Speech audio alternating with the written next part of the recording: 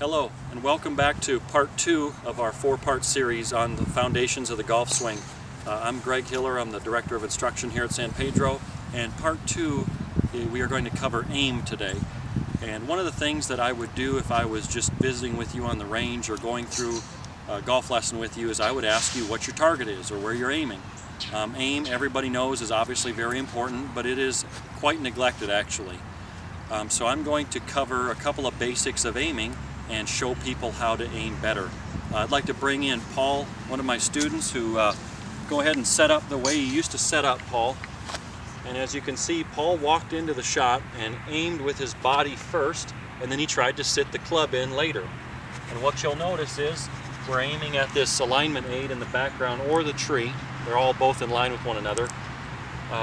Paul's feet and club are both aimed to the right of the target.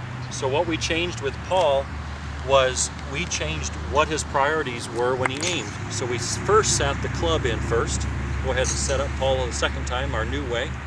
Now you can see Paul is setting up with the club face first. Then he's dropping his body in parallel to where he wants to hit his shot. So now you can see Paul is just parallel to his target.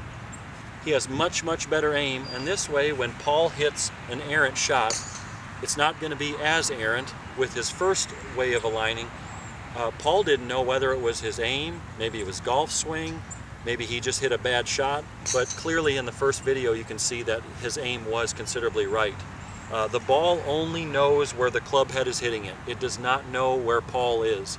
So it's important for Paul to make his club face the first priority, point it at the target as best he can, and then drop his body in parallel to it, not aiming too far closed or to the right or open too far to the left.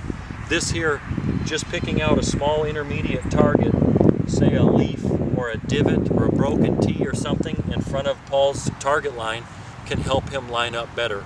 This is going to give Paul a much better chance of hitting a better shot, hitting it at the pin, and getting better results in his golf game. So in our next segment we'll be covering stance for part 3, and we thank you for watching today.